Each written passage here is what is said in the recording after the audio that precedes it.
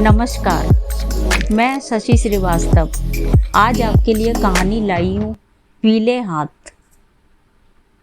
पीले हाथ एक ऐसी पढ़ी लिखी लड़की की कहानी है कि जिसने सारी उम्र पढ़ाई लिखाई होते हुए भी पीले हाथ होने की कीमत चुकाई।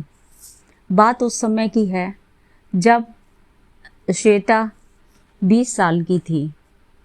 पढ़ी लिखी तो थी ही और एमए बीएड किए हुए थी। 20 से 25 साल होते होते तक उसने बीएड भी कर लिया, एमए भी कर लिया। अब उसकी तैयारी थी कि शायद कोई जॉब लगे, कंपटीशन देना हुआ, लेकिन उसकी शादी एक बहुत बड़े सरकारी ऑफिसर से तय हो गई। उसने सोचा चलो पढ़े लिखी फैमिली है, मेरी भी पढ़ाई बेकार नहीं जाया होगी। शादी हुई तय, श्वेता बहू बन के अपनी ससुराल आ गई। ससुराल में सभी लोग बहुत अच्छे थे, सास भी अच्छी, ससुर भी अच्छे, देवर जेठ भी अच्छे, सब उसे बहुत प्यार किया करते थे। हाँ, एक कमी थी, उसके पति काफ़ी रूढ़िवादी इंसान थे। उन्हें औरतों का ज़्यादा बोलना, हंसना, औरतों का समाज में एक्टिव होना, ये सब थोड़ा सा पता नहीं क्यों इतना बड़े उच्च पदासीन होते हुए भी उन्हें अच्छा नहीं लगता था। इसी के चलते उनकी ट्रांसफ़र हो गई काफ़ी दूर, शहर से काफ़ी दूर एकांत में। अब श्वेता भी, उन्हें जाना पड़ा उसके साथ। समय रहते श्वेता 1-2 बच्चों की माँ भी बन गई। अब उस शहर से काफ़ी दूर, अपने घर परिवार ससुराल से काफ़ी दूर श्वेता को रहना तो पति के साथ ही था।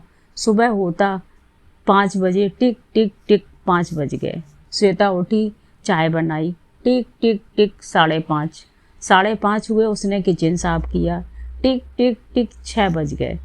6 बज गए, फिर श्वेता ने किचन साफ की, एक बार फिर चाय बना के पतिदेव को दे दी। टाइम हुआ 6 बजे। अब श्वेता घर की सफाई में लग गई। बच्चों को भी स्कूल जाना होता, उन्हें भी उठाना, नहलाना धुलाना, नाश्ता कराना, टिफ़िन बॉक्स बनाना। 8 साढ़े 8 बज जाते। इसी में पता ही नहीं चलता उसे कब 6 हुए थे, कब 5 हुए थे, कब 8:30 हो गए। टाइम जा रहा था। 9 बजे, 9:30 बजे उसने पति को विदा किया, टिफ़िन बना के, लंच दे के।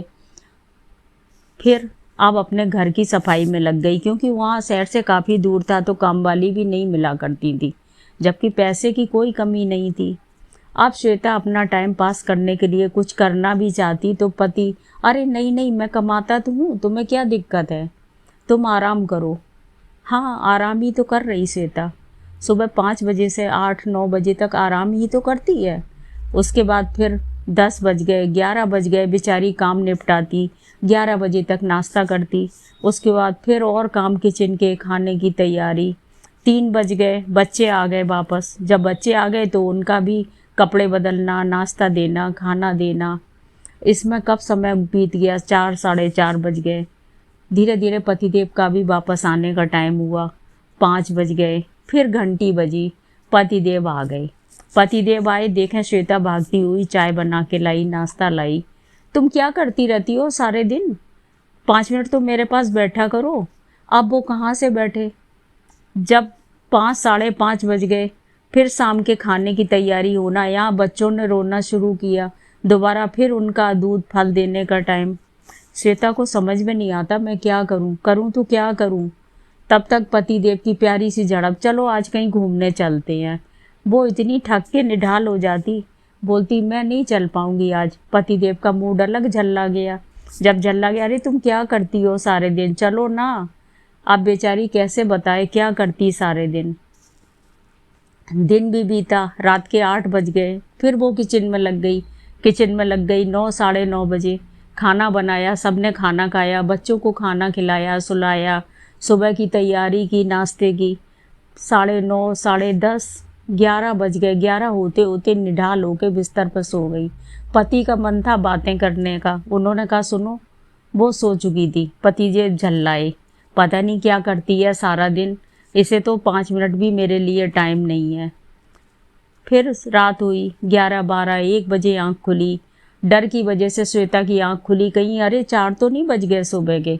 देखा तो 1 बजे थे। 2 घंटा उसने सोया, अरे सुबह का अलार्म बजा, 5 बज गए। फिर उठी, फिर वही टिक टिक टिक। बस बस बस, जिंदगी में और कोई खुशी नहीं, बाबुल की दुआएं लेती जा, जा तुझको सुखी संसार मिले। यही यही तो है पीले हाथों की ज़िंदगी। आज से पहले की सारी महिलाएं जो थीं, सबकी यही तो ज़िंदगी थी। धन्य उन बेटियों का जिन्होंने इसके विरुद्ध आवाज़ उठाई, अपने को मजबूत किया। हम लोगों की या हमारे ज़माने की महिलाओं की तो पीले हाथों की ज़िंदगी बस ऐसी ही थी। मेरी कहानी यहीं समाप्त होती है। पीले हाथों की ज़िंदगी। नमस्कार।